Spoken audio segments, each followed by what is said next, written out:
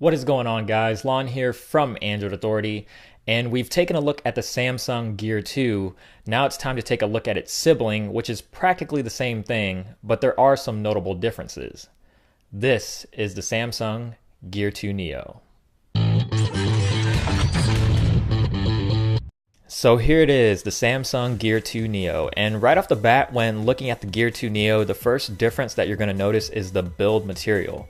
Unlike the Gear 2, which has a metal face, the entire front of the Neo is constructed of plastic, including the home button, and there's definitely some pros and cons to it. The biggest pro being the weight. The actual dimensions of the watch itself is slightly larger than the Gear 2, but it's a little lighter, coming in at 55 grams, making it very comfortable to wear, maybe even a little bit more comfortable than the Gear 2. It still feels very solid despite the plastic, so the only real con, I guess you could say, to the Neo's plastic construction is it doesn't look quite as classy or premium, but I guess that's why Samsung gave us two versions. The other big difference that you're going to notice is up top, and that is the omission of the camera, which to me is more of a good thing than it is bad. I don't know, I guess I'm not sold on cameras on watches just yet, but you do still get an IR blaster for controlling your TV, which is nice. And other than that, the rest of the hardware is pretty much the same as the Gear 2.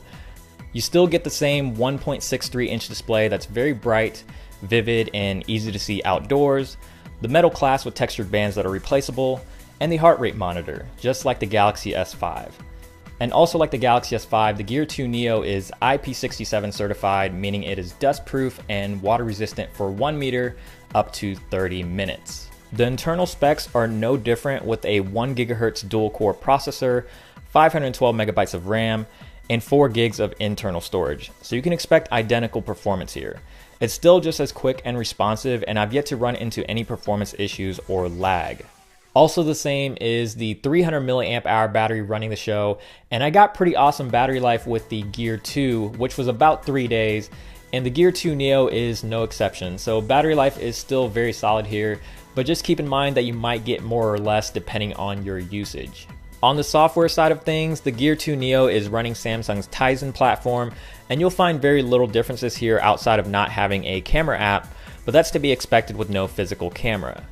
For better or worse, you still have Samsung's S-Voice and their slew of fitness apps that they've been pushing for quite some time now, like the pedometer for tracking how many steps you take, and an exercise app for gauging your running, walking, cycling, and hiking.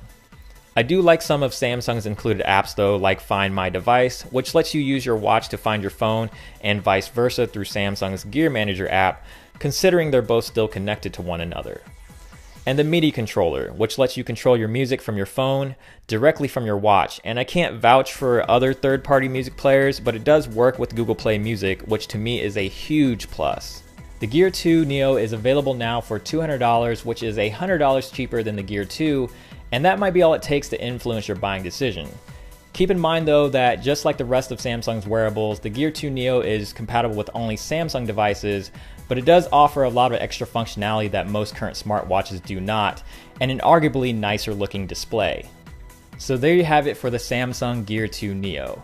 If you loved everything about the Gear 2 but you didn't care about the camera and wanted a more lightweight watch, then the Gear 2 Neo is the one for you.